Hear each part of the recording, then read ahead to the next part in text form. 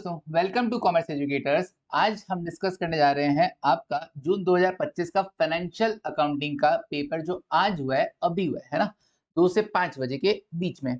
तो जून 2025 का ये हम पेपर डिस्कस करने जा रहे हैं फाइनेंशियल अकाउंटिंग का, और देखते हैं क्या हम यहाँ पे एग्जाम्पशन स्कोर कर सकते हैं 56। और 56 का क्राइटेरिया तुमको क्या बता रखा है मैंने, एमसीक्यूज अगर हमारे 7 सही हो जाते हैं, 7 एमसीक्यूज सही हो गए, 14 मार्क्स आ जाएगा। फिर हमको क्या करना होता है, डेस्क्रिप्टिव क्वेश्चन में, डेस्क्रिप्टिव के अंदर, डेस्क्रिप्टिव जो बड़े वाले क्वेश्चंस होते हैं ना, उसके अंदर हमको क्या ढूंढना होता है, कोई दो क्वेश्चन, कोई दो क्वेश्चंस हमको ढूंढने होंगे जो हमको कंप्लीट आते होंगे, जो हमको कंप्लीट आते हैं। तो 14 इंटू 2 28 मार्क्स का ये मामला हो जाएगा। और कोई दो क्वेश्चन हमें ऐसे ढूंढने होते हैं जो हाफ आएगा चलेगा, मतलब 7 नंबर का क्वेश्चन आता हो, ऐसे दो क्वेश्चन ढूंढने हो, 14 में से आधा 7-7 का आता हो, ऐसा ढूंढना हो, ठीक है ना, ऐसा जुगाड़ बैठा ना आधे का।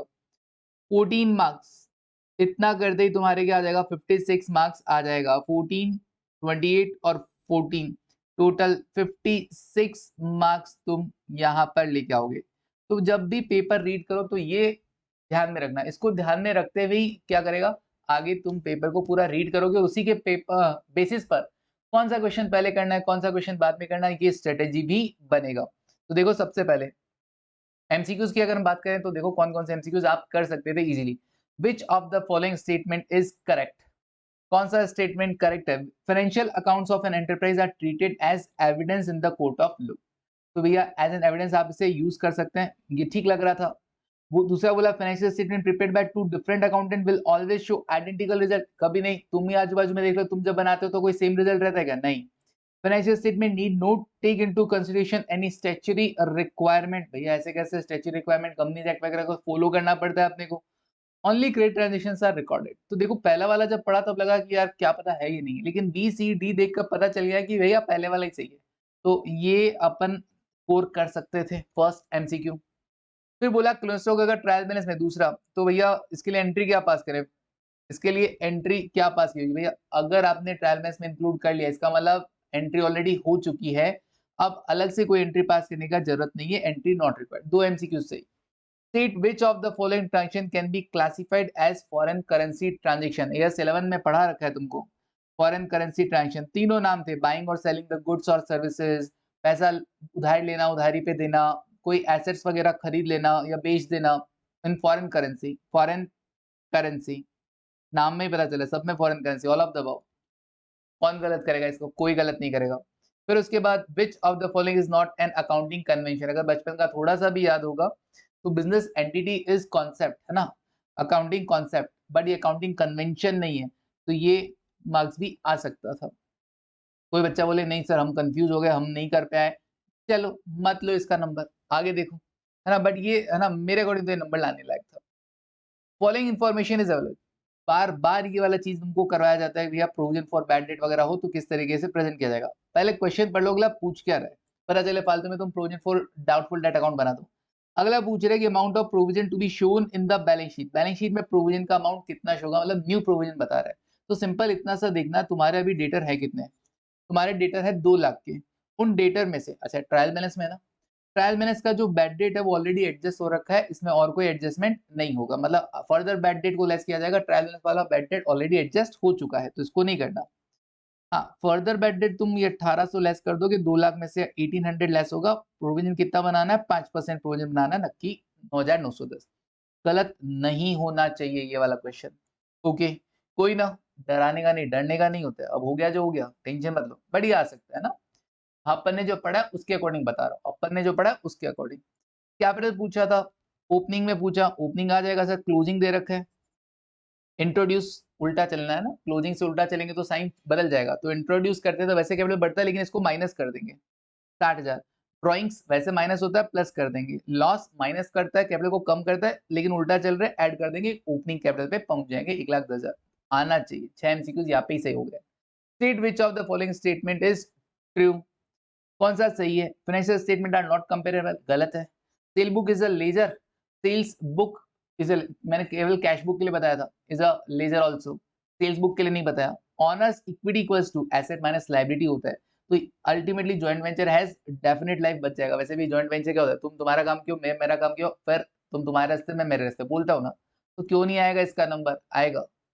फिर उसके बाद 1 जनवरी 2025 गुड्स कॉस्टिंग, हाँ ये मैं मान लेता हूँ, चलो ठीक है तुमको नहीं आता, बट है आसान, ऐसा बात नहीं है कि नहीं आ सकता।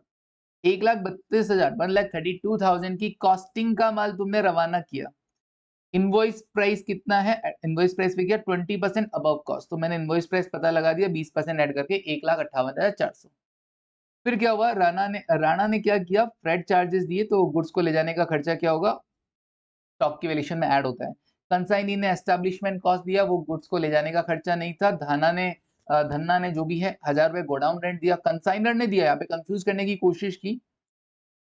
अच्छा कंसाइनी है क्या, टू एज एजेंट, ठीक है, कंफ्यूज भी नहीं किया गया। धन्ना ने गोडाउन रेंट दिया, तो ये सब कंसाइनी के नॉन रेकरिंग एक्सपेंसेस हैं या रेकरिंग है, सर ये तो रेकरिंग है, इनको काउंट नहीं करेंगे। नॉन रेकरिंग मतलब गोडाउन तक पहुंचाने के खर्चे काउंट होते हैं, ये सब नहीं होगा। 3/4 बेच दिया, बच गया कितना, अनसोल्ड बताना है 1/4, तो जो माल भेजा 1,58,400, इनवॉइस प्राइस पे ही बताना था, तो भेजा उसका भी इनवॉइस प्राइस लिया, प्लस 4,000 लिया और 3/4 बेच दिया, 1/4 बच गया, नक्की वैल्यू आ गया 40,600। बट ठीक है, तुम अगर गलत भी करते हो चलेगा। रेखा ने बिल ड्रॉ किया रेबा पर 20,000 का, payable in 3 months. Due date को रेबा ने पेमेंट नहीं किया, Reba got it notified from the notary public on the payment of noting charges लग गए 100 रुपए के। रेबा को नोटिफाइड कर दिया भैया ये तुम्हारा पैसा नहीं दे रहे यार, क्या कर रहे हो यार। Reba requested Rekha to draw up नया बिल, 3 महीने का नया बिल लिखा, तो अब देखो नया बिल का अमाउंट कितना होगा। अब इसमें कुछ बच्चे कंफ्यूज होंगे कि नोटिंग चार्जेस का क्या रहेगा, नोटिंग चार्जेस कौन दे रहा है, रेबा दे रही है कि रेखा दे रही है ना। अगर रेबा दे रही है तो कोई दिक्कत ही नहीं है, रेखा दे रही है, मैंने ये माना कि भैया नोटिंग चार्जेस जनरली कौन देता है, जिसके हाथ में वो बिल होता है। तो 20,000 प्लस 100 रुपए का नोटिंग चार्ज अपने पास से लगा होगा, 20,100 रुपए पूरे किससे मांगने हैं, रेवा से मांगने हैं। तो 20,100 पे 12% 3 महीने का इंटरेस्ट और ड्यू हो गया, टोटल 20,703 रुपए का अमाउंट बनेगा नया बिल का। कुछ अगर यहाँ पे कंफ्यूजन हो सकता है कि कुछ लोग अगर 20,000 इसको कंसिडर करेंगे, तो 20,000 पे 12%, 20,000 इंटू 12%, 20,000 इंटू 12% इंटू 3/12 अगर करें तो 600, 20,600 भी इसका आंसर हो सकता है, बट मेरे अकॉर्डिंग नहीं होगा। कुछ लोग ऐसा मान सकते हैं कि नोटिंग चार्जेस किसने पे किया ये नहीं बता रखा, तो देखो हमेशा ही मैं तो ये मानता हूँ नहीं बता रखा उस केस में भी हमेशा मानना जिसके हाथ में बिल होता है उसको ही नोटिंग चार्जेस पे करेगा, ठीक है ना। जरूरत तो उसको है ना, गरज तो उसको है ना नोटरी पब्लिक से करवाने की, भैया सामने वाला पैसा नहीं दे रहा है। ओके, तो 20,703 करेक्ट, बट तुमने गलत किया कोई बात नहीं, छोड़ो। State which of the following statement is not true relating to the AS10, कौन सा सही नहीं है। तो exclude accounting for real estate developer, जब इसको पढ़ोगे तुमको नहीं समझ में आएगा। फिर बी तुमने पढ़ा no recognition criteria for fixed asset, अरे भैया फिक्स्ड एसेट को तो रिकॉग्नाइज करने का पढ़ते हैं अपन पीपीई के अंदर, तो यही तो है, बी ऑप्शन इज तो करेक्ट है ना। क्यों, इसने बोला नॉट ट्रू, कौन सा सही नहीं है, तो ये बोला कोई रिकॉग्निशन क्राइटेरिया, अरे यार रिकॉग्नाइज करते हैं, तो बी आंसर मिल गया। ये तुमको सही करना चाहिए था क्योंकि AS10 पढ़ा हुआ था। ओके, रिकॉग्नाइज द रिवोल्यूशन, ठीक है ना, ये ट्रू है, रिवोल्यूशन का होता है, जॉइंटली ऑन एसेट का भी किया जाता है वगैरह, ये सब किया।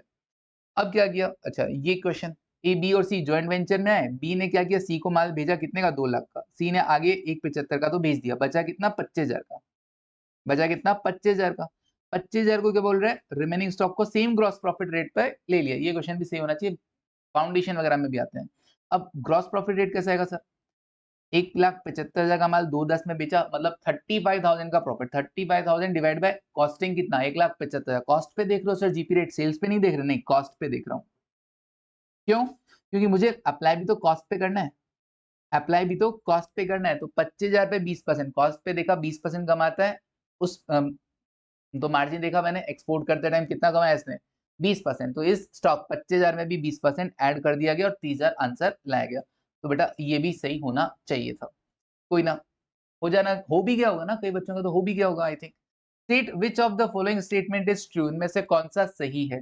पहला बोला buyer get the immediate position but not the ownership, भैया ये तो गलत है ना, ओनरशिप मिल जाता है इंस्टॉलमेंट पेमेंट में, तुम इंस्टॉलमेंट में कोई सामान खरीदते हो तो ओनरशिप तुम्हारा ही होता है, हायर परचेज में इंस्टॉलमेंट में जब लास्ट इंस्टॉलमेंट देते हैं तब ओनरशिप मिलता है, तो भैया ये फॉल्स है।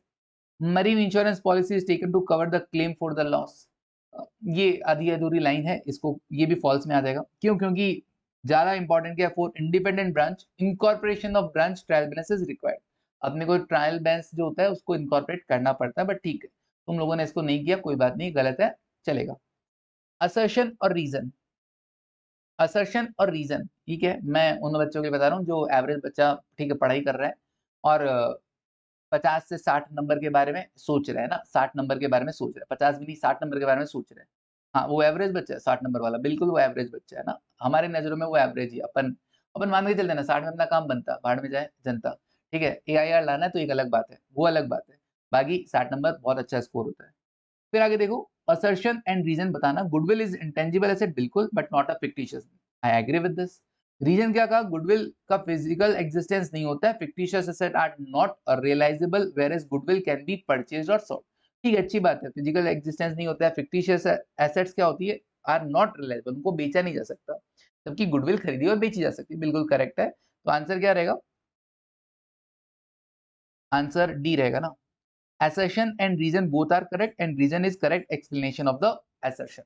ठीक है, now next देखो, DEF पार्टनर्स है सर, ये हो जाना चाहिए हमको, अब ये तुम पे डिपेंड करता है, मेरे अकॉर्डिंग तो हो जाना चाहिए। DEF are partners sharing profit losses in the ratio of 1:1:1। They decided to share profit in the ratio of 2:3:5। Change in profit sharing ratio। Goodwill value का रखा है, फर्म का एफ का कैपिटल अकाउंट क्या होगा, तो simply old minus new ratio करके बता रखा है तुमको, ओल्ड माइनस न्यू रेशियो करना। पॉजिटिव आता है अगर तो सैक्रिफाइस होगा, नेगेटिव आता है तो गेन होगा, नेगेटिव आता है तो गेन होगा। अपन ने देखा एफ का नेगेटिव आया तो मैंने कहा गेन है, और अपन ने याद करा था gaining to sacrificing, gaining debit होगा, तो डेबिट होगा, और डेबिट का केवल एक ही देखा था, अमाउंट चेक करोगे तो अमाउंट भी सेम आ जाएगा, 1,80,000 है। गेनिंग गेनिंग पोर्शन इसका कितना है, 5/30, तो इंटू 5/30, 30,000 रुपए आ गया, डन। चलिए आगे बढ़ते हैं, next. Mister Ranbir is admitted into partnership for 1/4 share of profit। अच्छा, मिस्टर रणबीर एडमिट हुआ 1/4 के लिए। अच्छा सर, ये आ जाना चाहिए था क्या? हाँ, बिल्कुल आ जाना चाहिए था ना, 14th वाला क्वेश्चन आ जाना चाहिए था तुमको। Mister Ranbir is admitted into partnership for 1/4 share of profit. Total capital of the old profit stood कितने, ओल्ड पार्टनर कितना है, 45,000। After adjustment of goodwill, revaluation, liabilities, transfer to reserve, सब what amount brought in by new partner as his share of capital, कितना लेकर आएगा भैया, 45,000 old partner का हिस्सा है ना, उनका हिस्सा 3/4 है, तुम 1/4 के लिए कितना लेके आओगे, मतलब 45,000 डिवाइड बाय 75% कर दो इंटू 1/4, मतलब 25%, तो 45,000 डिवाइडेड बाय 75 इंटू 25, 15,000, एक में आंसर था 15,000, तो ये बस 15,000 नक्की हो गया आंसर। अगर दूसरे से भी आप पता लगा सकते हो, पहला नहीं आया कोई बात नहीं। रणवीर 20,000 ला रहा है 1/4 के लिए, तो टोटल कैपिटल कितना होगा, तो 20,000 डिवाइड बाय 20,000 1/4 के लिए ना, तो 20,000 इंटू 4/1 कर दो, 80,000, इससे भी पता चल जाएगा, तो ये आंसर भी सही हो जाना चाहिए था। 15 में से 1 2 3 4 5 6 7 8 9 10 11 12 एमसीक्यूज इजीली सही हो जाने चाहिए, मैं तो 7 का ही बोल रहा था। 12 एमसीक्यूज अगर तुम्हारे सही हो जाते हैं तो उससे 24 मार्क्स आ जाता है। कौन कहता है कि पेपर खराब है ना? कौन कहता है पेपर खराब है? 24 नंबर अगर तुम्हारे आ रहे हैं एमसीक्यू में, कोई कम है? आगे 50 नंबर के लिए तो 26 चाहिए और 60 नंबर के लिए 36 मार्क्स चाहिए। अब देखो 2 क्वेश्चन कंप्लीट ढूँढना है, 2 क्वेश्चन हाफ वाले ढूँढने हैं। डिस्क्रिप्टिव में, क्योंकि 15 मिनट का जो रीडिंग टाइम होता है उसमें अपने को ये काम करना होता है। अब जरा अगर हम पहले क्वेश्चन की तरफ नजर डालें तो देखकर थोड़ा-सा परेशानी होगी कि एज़ पर AS 10 amount of depreciation charge to statement of P&L depend on the certain factors. List out those factor, अपने अकॉर्डिंग फैक्टर्स लिखना ना भैया, ओरिजिनल कॉस्ट होता है, सेल्वेज वैल्यू होता है, लाइफ होता है, ठीक है ना, आपको फ्यूचर में बेनिफिट कितना कितना मिलेगा, उसका पैटर्न डिपेंड करता है कि आप SLM फॉलो करेंगे, WD फॉलो करेंगे, ये सब चीजें इसमें बातें करनी थी, बट ठीक है, मैं मानता हूँ कि अगर तुमको नहीं याद आ रहा हो, ठीक है, एक बार के लिए अपन इस क्वेश्चन को छोड़ सकते हैं। फिर दूसरा देखो, मैं रीड करवाता जाता हूँ, ये कंपोनेंट अकाउंटिंग का कंपोनेंट वाइज, ये एक्चुअली AS 10 को काफी ज्यादा वेटेज देने लग गए हैं, तो कंपोनेंट अकाउंटिंग हम लोग India's 16 PP property plant equipment में काफी बार अच्छे से पढ़ते हैं। तो कंपोनेंट अकाउंटिंग के बेसिस पे डेप्रिसिएशन की कैलकुलेशन पूछी गई, मतलब हर एक कंपोनेंट पे अलग अलग डेप्रिसिएशन के हिसाब से आपको देखना था। State briefly the difference between purchase day book and purchase account। एक सब्सिडियरी बुक है और एक लेजर अकाउंट है, दोनों का फॉर्मेट वगैरह दे सकते थे, कर सकते थे। रेक्टिफाई वाला ये भी कर सकते थे सर, इसमें कहाँ दिक्कत है? तो 7 नंबर में से अगर आप चाहते तो स्टार्ट कर सकते थे, बट ठीक है, एक बार के लिए अगर आप कंप्लीट क्वेश्चन ढूंढ रहे हो इसकी वजह से, तो ठीक है। Yes you can. तो मैं इसको हाफ वाले में डाल देता हूँ। मैं सेकंड का बी को हाफ वाले में डाल देता हूँ कि अगर मैं चाहूँ तो सेकंड के बी को हाफ वाले में कर सकता हूँ, दिस वन। यहाँ कहाँ लिखे अपन? क्वेश्चन नंबर सेकंड का बी पोर्शन में इसको हाफ में डाल देता हूँ। चलिए आगे देखते हैं। नेक्स्ट, अभी हाफ में डालूंगा लेकिन कर भी सकता हूँ इसको, और भी कर सकता है, ए पार्ट भी किया जा सकता है।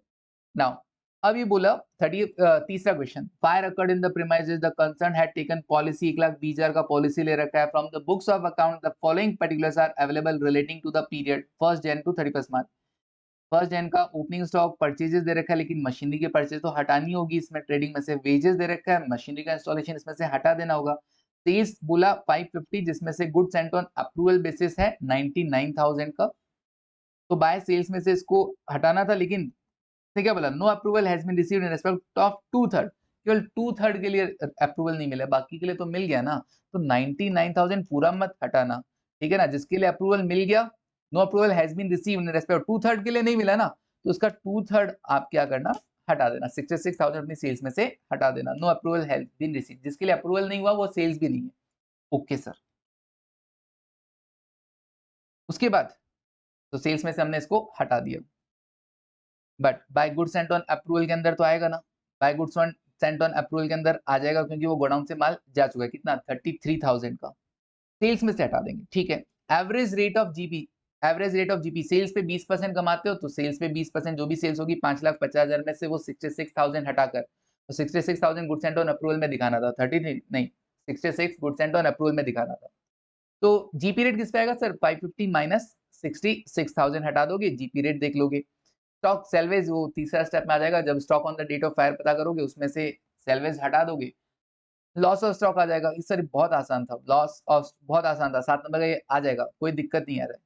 और ये ब्रांच का क्वेश्चन कॉस्ट प्लस 33 पर हम भेजते हैं, particular branch stock account, branch stock adjustment, branch P and L, बड़ा आसान था sir. Stock account, adjustment account और पी&एल अकाउंट बनाना था हेड ऑफिस की बुक्स में, और डेटा भी बड़े आसान से, मुश्किल नहीं होने वाली थी। तो आप इस क्वेश्चन को, अगर आपने ब्रांच पढ़ रखा है, तो इस क्वेश्चन को आप क्या कर सकते हैं? कंप्लीट वाले में रख सकते हैं। चलिए अभी तो हम सोच रहे हैं, वरना ये हाफ वाले में तो पक्का आ जाएगा तीसरे का ए पार्ट, अगर ब्रांच नहीं कर रखा है तो। फिर following information related to the business prepare trading and P and L. अब देखो ट्रेडिंग पेंडल तो करके जाना, मैं समझता हूँ तुमने किया होगा ट्रेडिंग पेंडल, बैलेंस शीट, ये ओपनिंग वैल्यूज दे रखी है, क्लोजिंग वैल्यूज में डेटर तुमको पता कर देना। मिसिंग फिगर वाला हो गया, डेटर कैश के ट्रांजेक्शन दे रखे हैं, कलेक्शन फ्रॉम डेटर इतना, कैश बुक बना लोगे इससे? बिल्कुल सर, कैश बुक बन जाएगा। कैश का ओपनिंग और क्लोजिंग बैलेंस भी अपने को दे रखा है क्या? बिल्कुल दे रखा है। तो कैश से मिसिंग फिगर आ जाएगा, वो हम देख लेंगे क्या आ रहा है, या फिर कैश बुक मैच भी हो सकता है ना, वो तो बनाने पर ही तुमको पता चलेगा। एक्सपेंसेस इंक्लूडिंग सैलरी पेड वगैरह, मिसलेनियस रिसिट वगैरह, और कुछ अपने को बोल रखा है क्या? नहीं, ठीक है। एडिशनल इन्फॉर्मेशन क्या है? बिल ड्रॉन, जिसमें से दीज आर के एंडोज टू द क्रेडिटर, तो क्रेडिटर वगैरह के, डेटर वगैरह के अकाउंट तुमको बनाने होंगे। Endorsed bill of exchange, goods worth used as advertisement material, तो परचेज में से कम कर देना होगा। जीपी सेल्स पर 20% है ऑलवेज। कैश बुक डिफरेंस बोला ना, कैश बुक का डिफरेंस क्या ट्रीट करना? ड्राइंग्स और कैपिटल इंट्रोड्यूस करना। मैं यही सोचा था क्या मानूंगा क्या मानूंगा, ये लो जी बता दिया।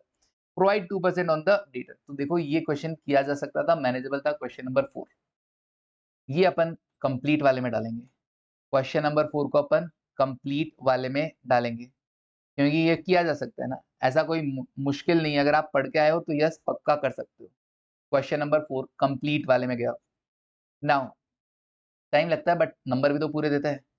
फिर उसके बाद मजे आ गए सर, मजे आ गए। पार्टनरशिप का क्वेश्चन था, और वो भी सिर्फ एडमिशन का था, और कोई भी खतरनाक अमाउंट ऐसा नहीं था। सिंपली रिवलेशन करना था, कैपिटल अकाउंट बनाना था, बैलेंस शीट बनाना था। इसको तो कंपलसरी, इसको तो डालना ही डालना है, बहुत इजी था अगर पार्टनरशिप तुम पढ़ के गए हो ना वाकई में, ठीक है। तो क्वेश्चन नंबर 5 कम इसमें जाएगा भैया, अपने वाले में। कंप्लीट क्वेश्चन है, नॉट कंपलसरी, कंप्लीट वाले में जाएगा। 2 क्वेश्चन चाहिए थे ना, मिल गया कंप्लीट वाला। ओके आगे देखो, नेक्स्ट। फिर उसके बाद हम गए यहाँ पर ये कौन सा क्वेश्चन है? कंसाइनमेंट का क्वेश्चन है। इनवॉइस प्राइस पे commission to Shyam 5% invoice price पे 25% ऑन एनी सरप्लस। इनवॉइस से भी ज्यादा में बेचते हो तो इतना मिलेगा। Ram draw a bill on Shyam 90 days का बिल है 80% of invoice price as a security money. Okay, as a security money. मैंने कहा अगर तुम करके भी आओगे, वैसे तो ये है अपने सिलेबस 16 के मॉड्यूल का है, आपके जो एक्स्ट्रा क्वेश्चन प्रैक्टिस दे रही उसमें कर रखा है आपने। ठीक है, अगर नहीं किया हुआ कोई बात नहीं, आप इसको फिर छोड़ सकते हैं, है ना? ये अच्छा क्वेश्चन था, अच्छे लेवल का था, बट हाँ, पढ़ा हुआ क्वेश्चन है, ये आपके है ऑलरेडी। बट ठीक है, अगर कोई छोड़ता है, छोड़ सकता है। फिर क्या कहा, लेकिन ये वाला तो करेगा। मशीन खरीदा, हायर परचेज पे एग्रीमेंट है 40,000 का। इसने डाउन पेमेंट कर दिया, बाकी का 4 इंस्टॉलमेंट में देना है 25,000, 25,000, 25,000 की 4 इंस्टॉलमेंट है प्लस इंटरेस्ट अलग से। बहुत सिंपल क्वेश्चन था। 25,000 की 4 इंस्टॉलमेंट दोगे 1 लाख, ये हो जाएगा 40,000, ये हो जाएगा। कैश प्राइस 140 है। बड़ा सिंपल सा था। आउटस्टैंडिंग कैश प्राइस पर इंटरेस्ट चार्ज करना था 7 नंबर का। तो अगर मैं बात करूं 6 का बी पार्ट, 6 का बी पार्ट किसमें चला जाएगा? हाफ वाले में चला जाएगा। 6 का बी पार्ट भी हाफ वाले में चला जाएगा। थर्ड वाला भी हाफ में डालेंगे ना अपन। 6 का बी पार्ट भी हाफ में चला जाएगा। थर्ड का कौन सा? सर थर्ड क्वेश्चन का क्या कोई पार्ट हमने सेलेक्ट किया था? थर्ड का बिल्कुल मैंने कहा था ब्रांच नहीं आता, कोई बात नहीं, ये इंश्योरेंस क्लेम वाला क्वेश्चन। थर्ड का ए पार्ट हम यहाँ पे कर सकते थे। ये लो जी, तैयार है, मुझे करना क्या है? तैयार है, मुझे करना क्या? मैं तो 2 की बात कर रहा था, 3 हो गए यहाँ पे। कंप्लीट क्वेश्चन मान लो, इसमें 19-21 हुआ मान लो तो ठीक है। यहाँ पे फिर भी 24 नंबर, मैं कह रहा हूँ पूरे नहीं है, कोई बात नहीं, अभी कट कर लेना। और 5 क्वेश्चन करने तो ना, ये ले 5 क्वेश्चन। कितना नंबर यहाँ पे? आधा-आधा किया ना, 21। जो साथ वाला है उसमें कुछ तो करके आओगे, कुछ तो करके आओगे तुम लोग। 21। अब अगर आप ऐड करो इसको 24 प्लस 24 प्लस 21, ये 69 मार्क्स होते हैं। 69 मार्क्स किसको कहते हैं? अब कोई कहेगा सर इसमें पूरे थोड़ी ना आएँगे, कुछ ना कुछ गलती हो सकती है। तो मैंने कहा भाई इसका भी तो जो सेकंड पार्ट है, ये भी तो तुम्हारे लिए कुछ नंबर लेकर आएगा कि नहीं लेके आएगा? तो एफए का पेपर बहुत अच्छा था, बहुत सही था और 69 70 स्कोर करने जैसा था। 70 मार्क्स कहीं नहीं जाने वाले थे इसके। पेपर का सोचो सोचो वैसे, है ना? हम लोग मैं अगेन मैंने एक वीडियो बनाया कि किस लिए था कि आप ये मत देखो कि आपको क्या नहीं आता, आप ये देखो कि आपको क्या आता है। तो अगर आप क्या आता है पे जाओगे ना तो आपको वाक़ई में ढंग से आएगा। अब मैं कह रहा हूँ आगे देखो तुम, अभी तो बात ही क्या करते हो। ये नहीं होगा, कोई बात नहीं, छोड़ो। एएस इंड एस का डिफरेंस नहीं पता, नहीं पता। कंपैरिजन प्रोविजन नहीं पता, नहीं पता, इग्नोर इट। 8वां क्वेश्चन देखो। 8वें में अगर डिस्क्लोजर ऑफ अकाउंटिंग पॉलिसीज में जाओगे, ये तुमको आता है। एएस 1 में डिस्क्लोजर, डिस्क्लोजर मैं सबका पढ़ने को बोलता हूँ। मैं कहता हूँ एएस जिसमें जो पढ़ा है वो सब लिख दो। ये तुम्हारा अकाउंटिंग स्टैंडर्ड 22 का मॉड्यूल का क्वेश्चन है, 5 नंबर का। ये तुम पक्का करना चाहोगे अगर तुमने एएस 22 पढ़ा है तो। P&L is a point statement and balance sheet is a period statement. ये बड़ा अच्छे से लिख सकते हो कि भैया P&L is a income statement, जो कि क्या होता है, वो पीरियड स्टेटमेंट होता है, वो पूरे साल भर का हमको डेटा बताता है। बैलेंस शीट पॉइंट स्टेटमेंट होता है। इसके बारे में बहुत ज्ञान झाड़ के आ सकते हो तुम लोग आराम से, ये भी करके आ सकते हो। और दिस वन सब्सक्रिप्शन वाला बहुत बार करवाया हुआ है, 5 नंबर का, ये दोनों मिलाकर है। तो ये बहुत अच्छा सा सब्सक्रिप्शन अकाउंट आपको बताना था। इनकम एंड एक्सपेंडिचर में सब्सक्रिप्शन कितना आएगा, तो अकाउंट बना के आप शो करके आ सकते हो। 5 नंबर ये, और इधर वाला 5 नंबर। 10 नंबर कितना हुआ ये? 10 नंबर का कैसे हो सकता है ये? हाँ, एक और दिया 4 नंबर का। ठीक है, 10 नंबर इधर आ रहे हैं और 4 नंबर अगर तुमको ये नहीं भी आता डिसोल्यूशन के रिगार्डिंग तो कोई बात नहीं। अगर पार्ट में मुझे सेलेक्ट करना होगा तो फिर मैं 8th वाला सेलेक्ट करूँगा। मुझे मान लो एक चीज़ पक्का नहीं आ रही, इनमें से कोई पार्ट वाला सेलेक्ट किया, उसमें से मुझे लग रहा है कि कोई चीज़ मुझे नहीं आ रही है, तो मैं यहाँ पर कौन-सा सेलेक्ट कर लूँगा, ये वाला तो मुझे डेफिनिटली आ जाएगा। 8th का ए पार्ट और बी पार्ट मुझे आ जाएगा, सी पार्ट नहीं भी आएगा चलेगा। 5 और 5 10 नंबर का मामला है। तो ये अपन अच्छे से कर सकते हैं अगर पढ़ा हुआ होगा तो। तो ये था पेपर रिव्यू किसका, फाइनेंशियल अकाउंटिंग का। 70 मार्क्स कहीं नहीं जाने वाला था, 70 मार्क्स कहीं नहीं जाने वाला। 60 टू 70 गलती कर भी दोगे तो 60 तो आएगा ही आएगा। 60 टू 70 मार्क्स कहीं नहीं जाएगा, ऐसा पेपर था। देखो एमसीक्यूज में जब 24 नंबर बन जाते हैं ना तो 60 नंबर लाना कोई बड़ी बात नहीं होती है। 60 नंबर लाना कोई बड़ी बात नहीं होती। तो आराम से 60 टू 70 मार्क्स का पेपर था, कर सकते थे आप। चलिए तो आज के लिए बस इतना ही। Thank you, take care, bye.